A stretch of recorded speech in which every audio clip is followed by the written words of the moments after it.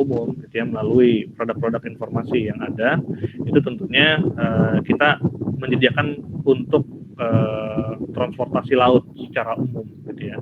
Kenapa transportasi laut ya? Karena memang supaya perjalanan gitu ya, atau proses kegiatan-kegiatan yang ada di perairan atau wilayah perairan, di laut, wilayah perairan dangkal ataupun lainnya, itu bisa berjalan dengan lancar. Dan intinya dari kesemua yang kita berikan ini itu untuk mendukung keselamatan dan efisiensi pengelolaan transportasi laut. Iya, saya kenapa? Iya, makan cepat. Oke. Kemudian selanjutnya, bagaimana sih proses informasi cuaca itu bisa sampai ke masyarakat gitu ya? Jadi kalau teman-teman perhatikan di sini, gitu ya. Jadi tentunya dari BMKG ya, BMKG sendiri ya, itu kita memiliki banyak inputan gitu ya, banyak inputan baik data-data konvensional, maksudnya dalam artian pengamatan ya, data AWS, data radar, satelit dan lainnya gitu ya. Nah ini tentunya diolah gitu ya, dibuat perakiraan, dibuat hasil pengamatan, dibuat informasi dan lainnya gitu ya, dan nantinya akan didistribusikan ke pengguna jasa atau masyarakat gitu ya. Nah, kemudian apa aja sih tugas pokoknya gitu ya? Nah, berdasarkan buku pedoman WMO gitu ya, terkait dengan metodologi maritim, sebenarnya di situ ada 3 poin besar gitu ya, ada 3 poin besar terkait dengan tugas dan pokok dari metodologi maritim gitu ya, atau kita sebagai insan metodologi maritim memiliki tiga pokok tugas yang perlu kita pahami. Yang pertama adalah pelayanan jasa informasi cuaca kelautan, di mana kalau teman-teman masih ingat ya, waktu di awal pertemuan kita ya, terkait beberapa buku guidance dari WMO gitu ya, berkaitan dengan Marine Meteorology Services gitu ya, maka ada yang namanya kita membuat atau menyampaikan informasi terkait dengan cuaca kelautan, di mana di informasi cuaca kelautan di sini ada informasi cuaca wilayah samudra gitu ya, ada informasi cuaca wilayah pelayaran gitu ya, dan kemudian selanjutnya poin yang kedua itu yang berkaitan dengan kita melakukan pembimbingan gitu ya, atau terkait dengan sosialisasi gitu ya. Nah, di mana di sini selain membimbing kepada para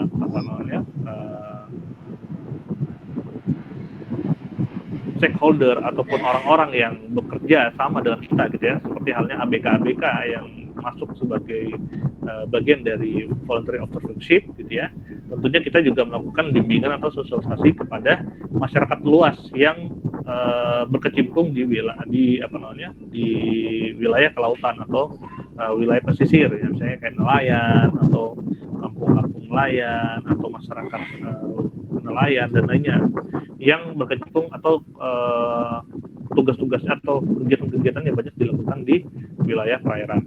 Nah, kemudian yang terakhir adalah terkait dengan pengamatan dan pengumpulan data cuaca. Ini adalah 3 tugas pokok yang tentunya teman-teman harus bisa pahami gitu ya, dan ini juga merupakan bagian dari ketentuan yang sudah ditentukan oleh WMO ya.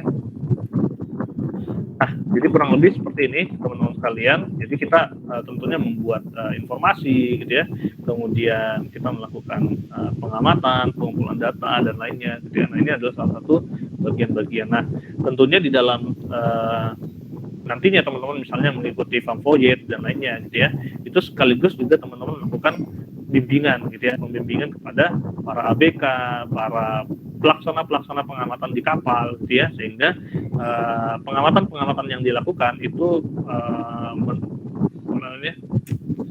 menghasilkan pengamatan yang baik gitu ya, jadi tidak hanya asal saja gitu ya. Nah, sebenarnya buat apa sih informasi cuaca kelautan itu gitu ya? Nah, jadi kalau teman-teman apa namanya dijabarkan itu sebenarnya luas banget gitu ya, banyak banget lah gitu ya. Apalagi sekarang di era Jokowi itu wilayah kelautan itu sangat disorot sekali gitu ya, sangat disorot. Adanya pembangunan tol laut gitu ya, adanya percepatan ya. Jadi tol laut itu sebenarnya bukan jalan tol di laut, bukan, tetapi percepatan gitu ya, percepatan transportasi di laut gitu ya, khususnya terkait dengan pengiriman logistik gitu ya. Nah, jadi intinya di sini teman-teman sekalian gitu ya, BMKG sendiri sudah banyak bekerja sama dengan apa namanya, dengan berbagai pihak ya, baik terkait dengan KKP ya, misalnya terkait dengan perikanan, kemudian dengan SKK migas gitu ya, kemudian dengan apa namanya Pelni atau dengan apa perusahaan pelayaran lainnya gitu ya, kemudian dengan Basarnas ya, dan tentunya banyak lagi gitu ya dengan TNI AL ya. Jadi semua lini yang berkaitan dengan pengguna jasa kelautan gitu ya, itu kita mencoba untuk bekerja sama, karena memang hasil informasi cuaca kelautan yang kita miliki gitu ya, itu harus didiseminasikan ke semua pihak-pihak yang berkecimpung di wilayah kelautan.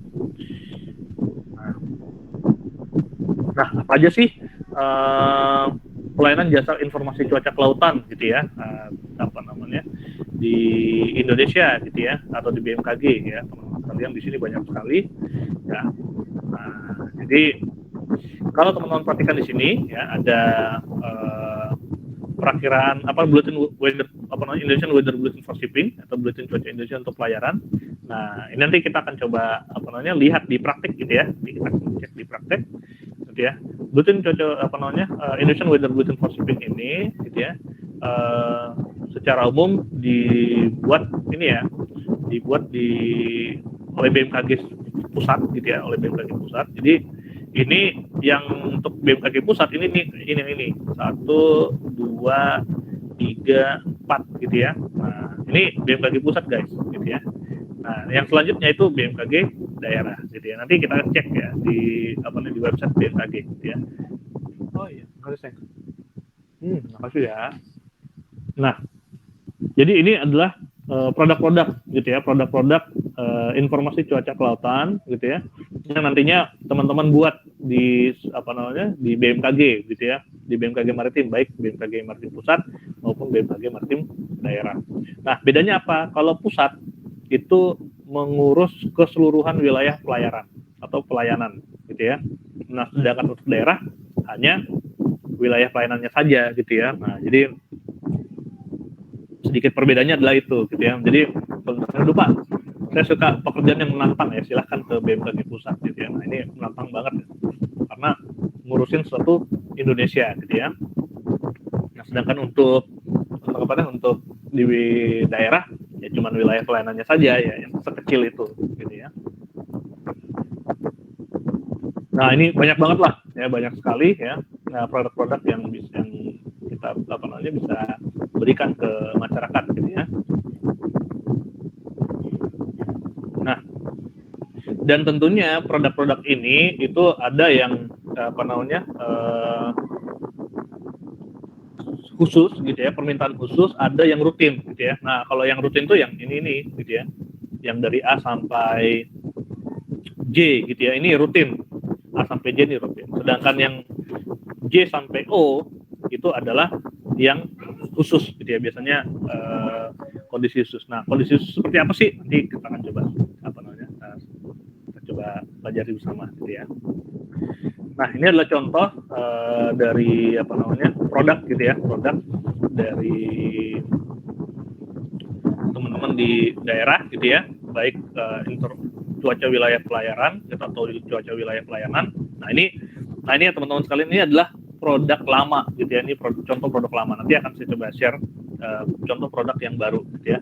Nah, dulu sebelum BMKG Maritim memecah wilayah pelayanan itu per provinsi gitu ya, jadi setiap provinsi dulu itu satu stasiun UPT, kayak dulu di Bitung ya, saya waktu di Bitung itu bisa bertanggung jawab terhadap wilayah pelayanan sampai Tarakan, dari Tarakan sampai wilayah Ternate Ambon gitu ya. Nah, ini wilayah Ternate lah ya, wilayah Ternate. Bayangkan ya, ini luas banget gitu ya.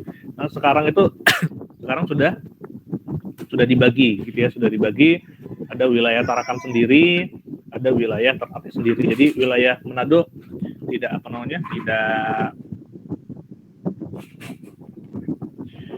tidak seluas ini lagi gitu ya. Nanti kita akan coba sama-sama lihat di ini ya, di website BMKG Pusat. Kemudian selanjutnya ini ada contoh informasi cuaca pelabuhan atau perakhiran kondisi cuaca pelabuhan dan kondisi peringatan dini gitu ya, gelombang tinggi. Nah,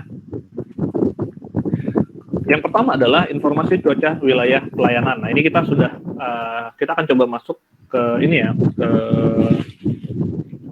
pekerjaan yang nantinya teman-teman lakukan di daerah gitu ya, atau di UPT gitu ya. Adapun nanti yang untuk BMKG Pusat nanti akan saya coba ceritakan di website maritim.bmkg.go.id gitu ya.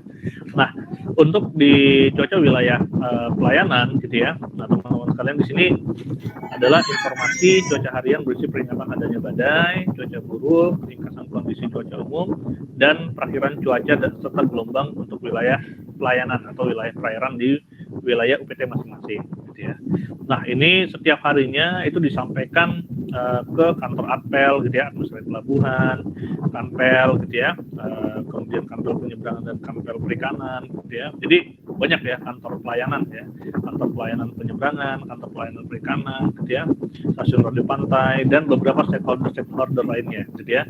Dan juga dikirimkan kembali ke BMKG Pusat untuk dimasukkan ke dalam website BMKG gitu ya. Nah, jadi contohnya salah satunya ini produk contoh produk yang lama gitu ya. Saya sebelum sempat update gitu ya. Ini contoh produk yang lama kurang lebih berisi part 1 terkait dengan peringatan, part 2 terkait dengan kejadian cuaca signifikan atau informasi cuaca sinoptik gitu ya. Yang part ketiga adalah perhatikan cuaca. Nah, kalau teman-teman perhatikan di sini, kalau dulu itu kita masih menggunakan signifikan dan maksimum gitu ya, masih melihat masih menggunakan kuantitatif gitu ya. Nah, nanti untuk yang sekarang untuk saat ini gitu ya, saya coba stop share dulu ya. Saya coba share awalnya.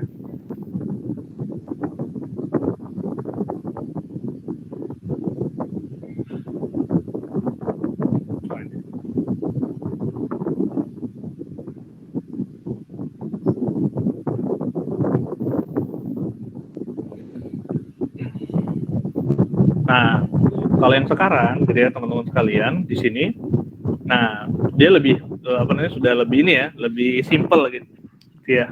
Jadi produknya itu, berisi terkait dengan peringatan, ya sama kayak tadi ya, kondisi sinoptik, perakhiran wilayah pelayanan. Nah, di mana perakhiran wilayah pelayanan di sini, ini sama sebenarnya dengan produk yang lama. Ada ada wilayah pelayanan. Nah, bayangkan ini 13 ya. Nah, kalau dulu itu bisa sampai 18 gitu ya. Nah, bayangkan dulu kita wilayah pelayanannya itu sampai 18 gitu ya. Nah, sedangkan yang sekarang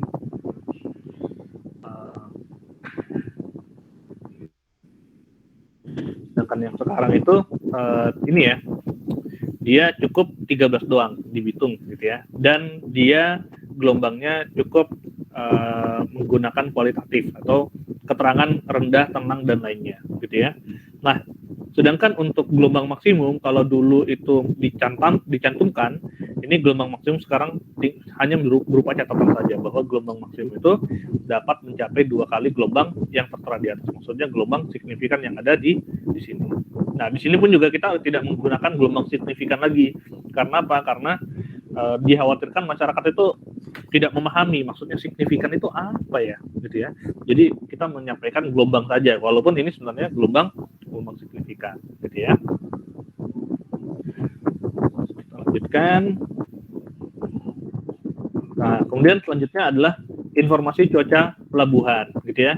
Nah, informasi cuaca pelabuhan di sini juga sama, ada informasi cuaca harian yang berisi peringatan adanya badai, cuaca buruk, ringkasan kondisi cuaca umum, dan perakhiran kondisi cuaca di wilayah pelabuhan, gitu ya. Nah, ini biasanya kita langsung menyampaikan di terminal ya, terminal pelabuhan gitu ya, ataupun kita juga sampaikan ke tadi Apel, Srop dan lainnya. Bukan Srop itu kan stasiun radio pantai ya untuk kapal gitu ya. Jadi Apel ya, administrasi pelabuhan gitu ya. Nah, tapi biasanya kita langsung menyampaikan ke ke pengguna jasa. Jadi ada display seperti ini di pelabuhan. Nah, di mana di sini juga ada ada beberapa perubahan ya. Kalau dulu ini di sini ada 3 part juga sama, yakni peringatan cuaca buruk, ada cuaca signifikan, kemudian perakhiran cuaca gelombang ya. Namun untuk saat ini gitu ya, kalau teman-teman perhatikan di website BMKG Pusat gitu ya, untuk cuaca wilayah pelabuhan gitu ya. Nah, ini area pelabuhan salah satunya ya, misalnya di wilayah Bitung gitu ya.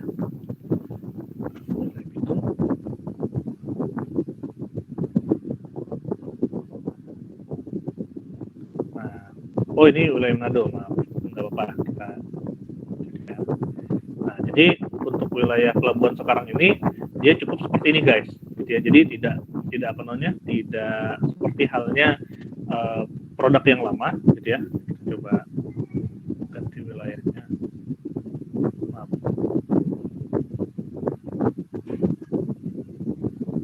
Kita cek wilayah Bitung, gitu ya. Yang pelabuhan Bitung.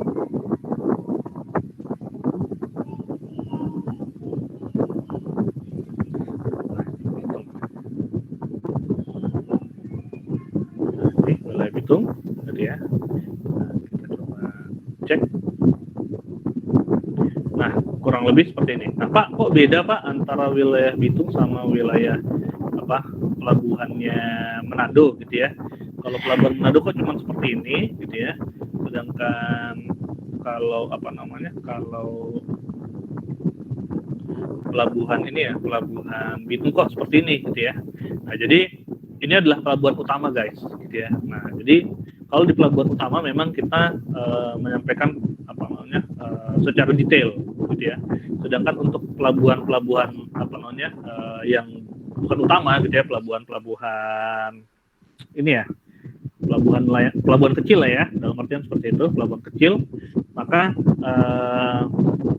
kita menggunakan format seperti ini. Jadi general, gitu ya, nama pelabuhannya sampai berapa, kondisi cuacanya bagaimana, anginnya bagaimana, gelombang seperti apa, dan visibility-nya bagaimana, gitu ya.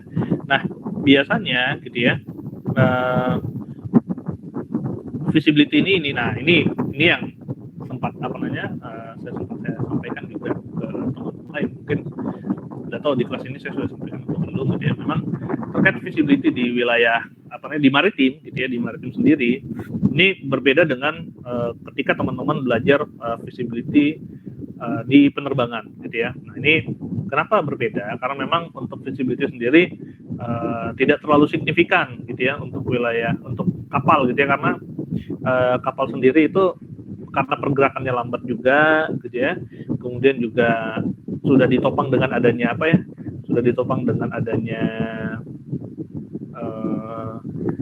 mercusuar, gitu ya, di area pelabuhan ya. Jadi ini untuk maritim itu saya tidak tahu ya bagaimana ya. Seharusnya sih sebenarnya sama, gitu ya. Terkait dengan visibility. Cuman saya tidak paham juga di maritim itu, waktu saya pertama kali penempatan itu mereka pegawai yang senior itu untuk melihat visibility itu memang tinggi-tinggi, gitu ya.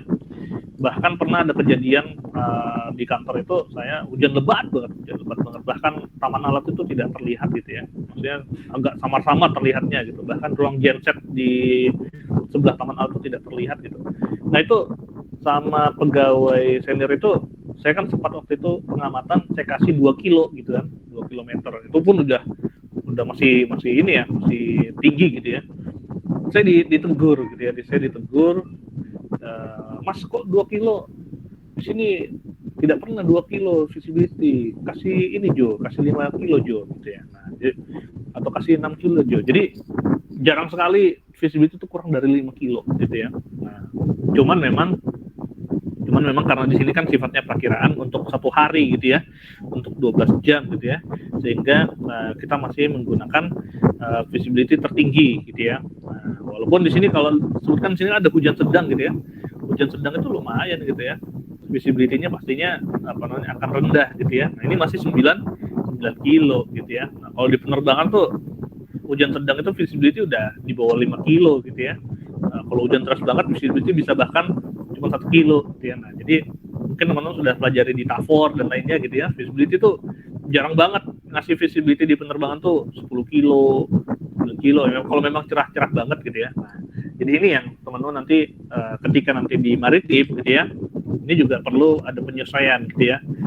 Jangan sampai nanti teman-teman berdebat gitu ya bahwa Pak, Bapak yang salah matanya, itu hujan lebat kayak gitu masa 5 kilo gitu ya. Nah, jangan sampai seperti itu guys gitu ya, bisa kena dempak kalian gitu ya.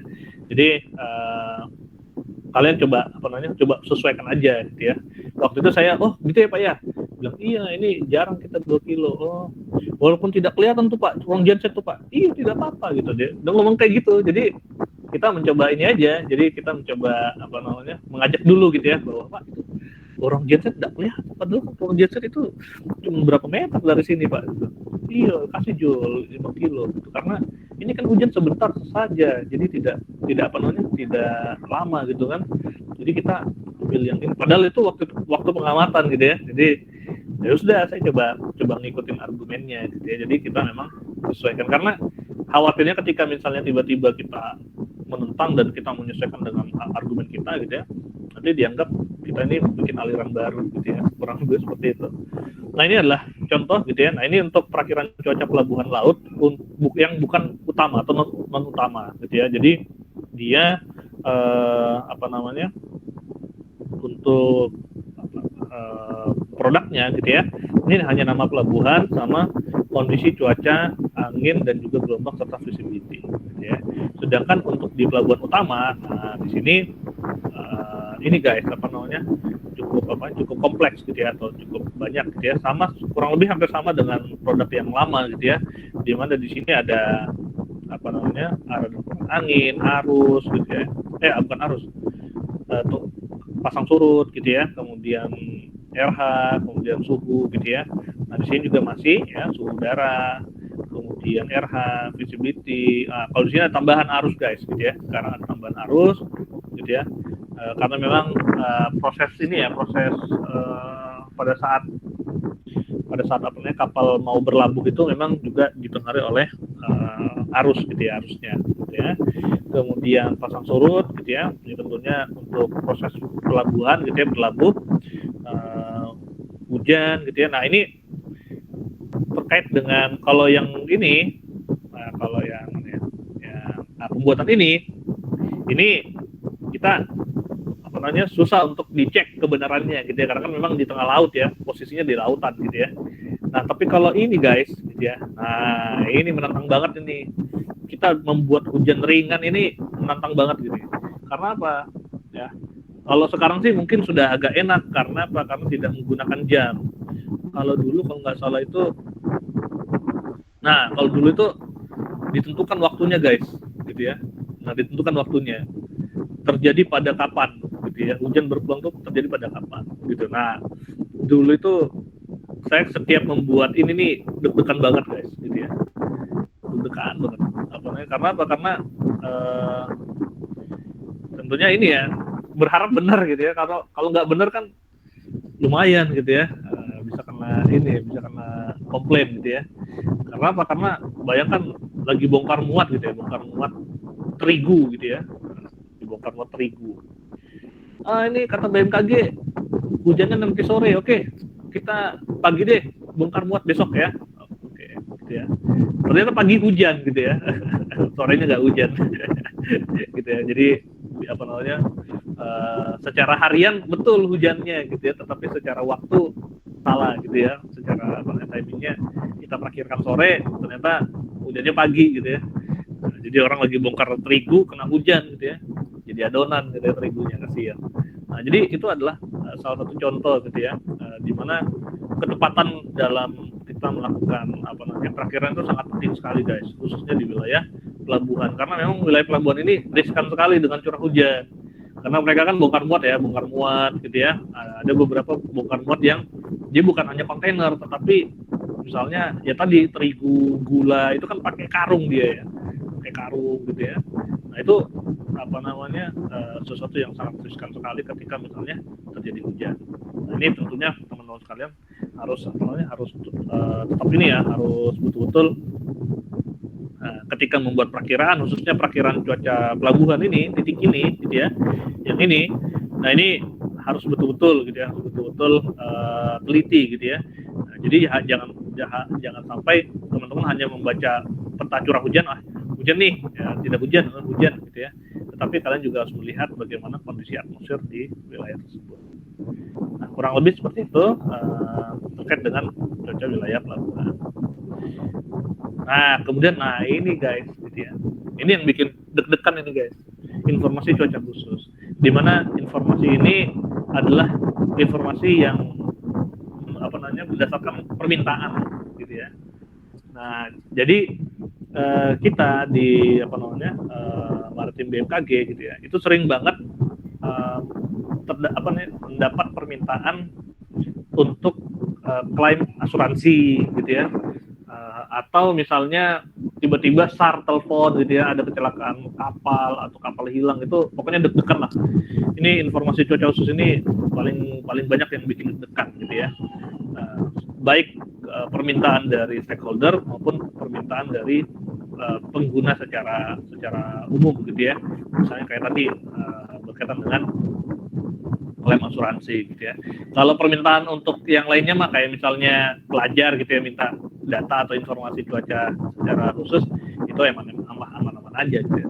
Tapi kalau yang sudah berhubungan dengan nyawa dan juga berhubungan dengan uang gitu ya, nah itu ngeri sedap guys gitu ya. Nah, dimana saya dulu pernah kejadian kayak gitu guys gitu ya. Dulu pernah kejadian orang datang minta klaim asuransi gitu ya.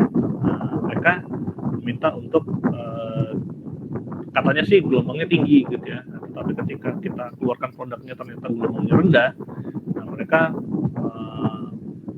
tidak segan-segan mengeluarkan uang banyak gitu ya untuk membayar kita untuk supaya laporan kita adalah gelombangnya tinggi gitu ya. Itu pernah terjadi sama saya gitu ya.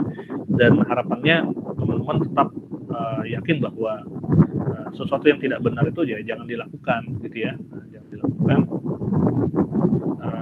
karena apa? Karena hasil yang kita nanti dapatkan itu ya, kita makan sendiri, kita kasih orang tua, kita kasih keluarga gitu ya. Nah itu sayang sekali gitu ya. Nah itu ngeri banget guys gitu ya. Saya dulu pernah di depan saya segepok uang gitu untuk supaya membuat laporan cuacanya itu buruk gitu, padahal pada saat itu cuacanya baik-baik saja gitu ya, gelombang nggak sampai 2 meter gitu ya.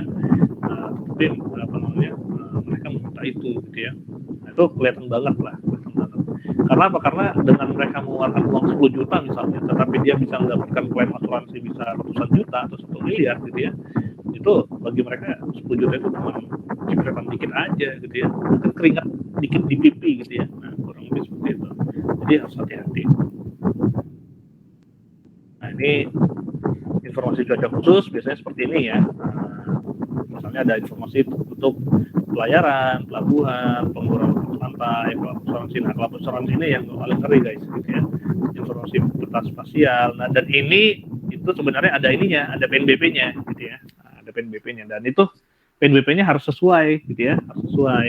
Nah, sesuai, dan jangan kita ini ya mentang-mentang hari Sabtu Minggu gitu ya, tidak ada siapa-siapa di kantor, cuma kita doang gitu ya. Ada orang minta data, kita layanin ya. Namanya data kan nggak hilang ya guys ya, cuma copy paste doang gitu ya, nggak hilang gitu.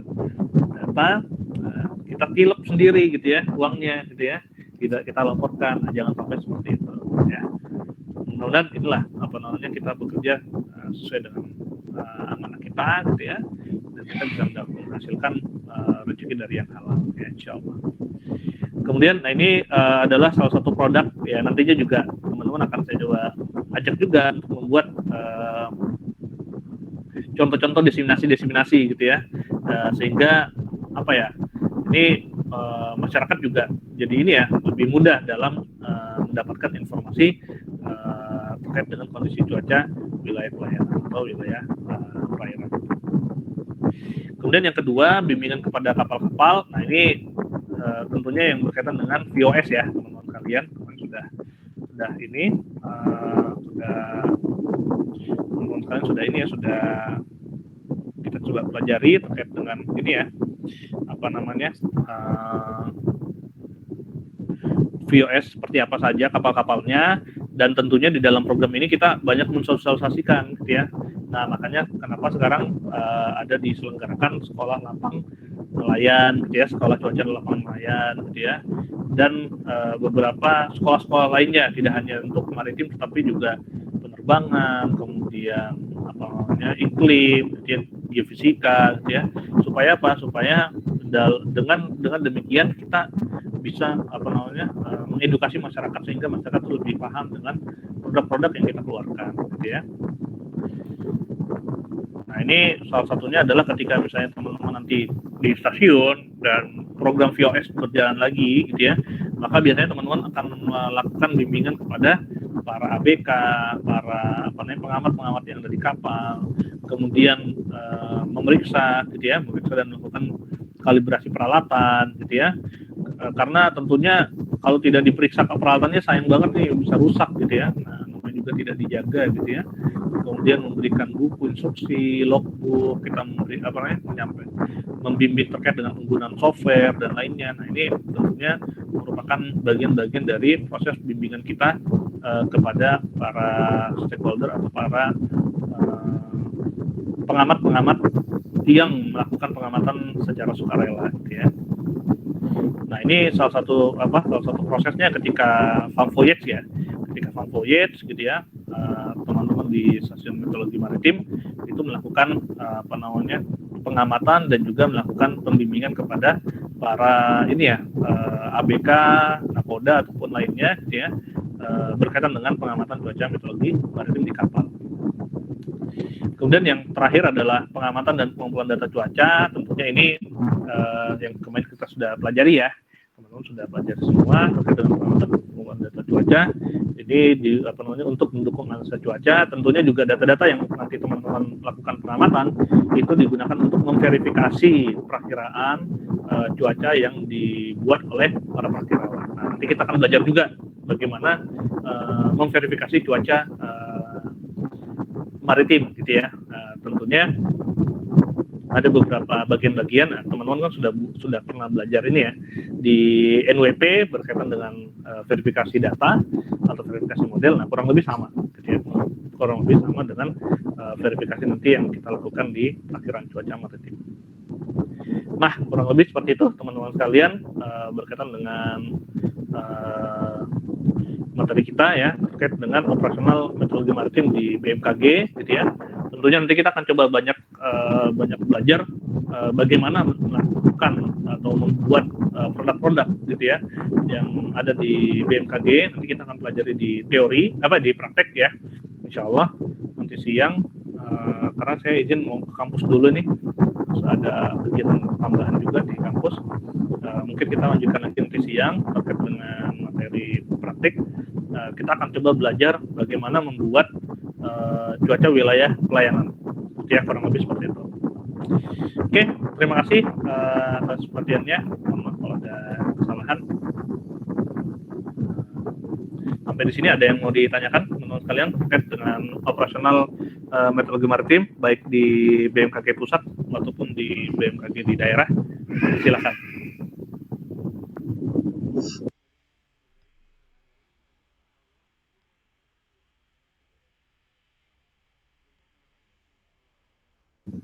Mana guys? Udah siap jadi insan maritim BMKG? Ya kalau di maritim ya pekerjaannya kayak tadi ya. Jadi perakiraannya tentunya kita membuat perakiraan ya tadi ya 24 jam gitu ya, dengan validasi 12 jam gitu ya. Kemudian kita membuat perakiraan cuaca pelabuhan, wilayah perakiraan cuaca wilayah